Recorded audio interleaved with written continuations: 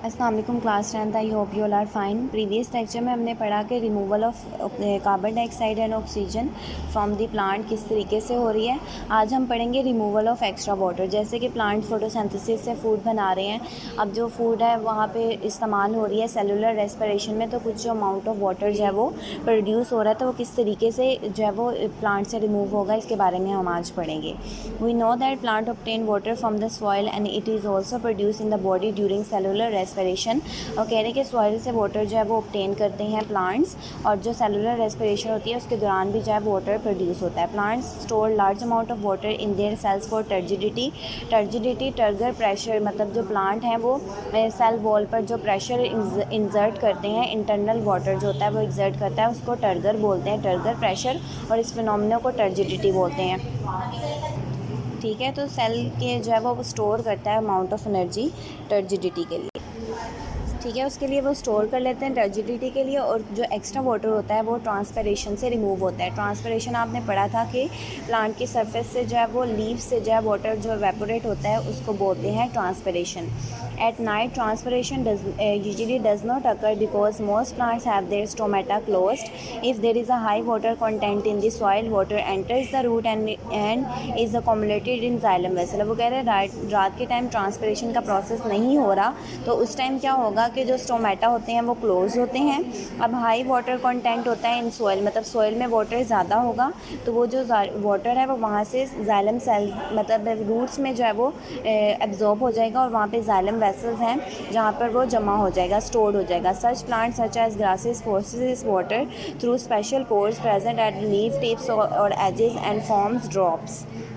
वो कह रहे हैं कि जो कुछ जो प्लांट्स होते हैं, तो जो प्लांट्स से जो है जैसे ग्रासेस हैं वो उस वाटर को पोर्स के ज़रिए जो है स्पेशल पोर्स से वहाँ से एग्जिट करते हैं, तो वो in the form of drops जो है वो प्रेजेंट होते हैं। The parents of the drops of water on the tip और edges of the leaves is called गुटेशन।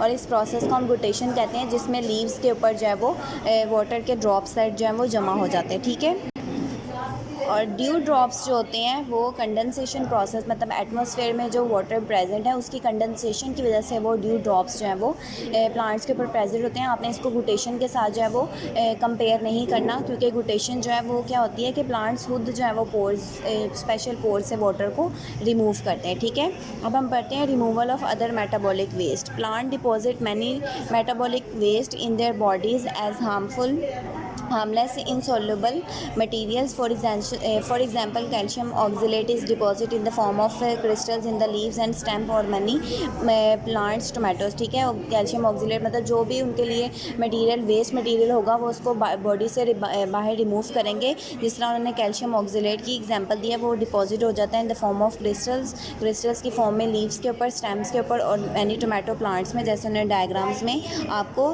दिखाया हुआ है। ठीक है, नेक्स्ट हम पढ़ते हैं in trees which shed their leaves early the excretory products are remove from body during leaf fall. मतलब जो एयरली रिमूव करते हैं, मतलब जिनके प्लांट्स के लीव्स जो हैं वो एक साल के बाद गिर जाते हैं, तो वो उन प्लांट्स के ज़रिए वो अपना रिमूवल वेस्ट मटेरियल जो है वो रिमूव कर देते हैं from their body. Are waste material that are remove by some plants are resins by coniferous tree, gums by kikar, latex by rubber plant and mucilage by carnivorous plant and lady finger. तो ठीक है, mucilage कुछ waste करते हैं, मतलब आपने नीचे diagram में देखें अक्सर आपने इस तरीके से वो जो स्टिकी लिक्विड है आपने जो है वो प्लांट से रिमूव होता देखा है, वो रिमूवल वेस्ट मटेरियल होता है जो प्लांट जो है वो उसको रिमूव कर देते हैं, जो उनकी बॉडी में एसेंशियल नहीं होता। ठीक है, आज आपने यहाँ तक पढ़ना है, कल हम नेक्स्ट टॉपिक पढ़ेंगे। यहाँ तक अच्छे तरीके से साथ साथ याद करते रहें। अल्लाह हाफिज़।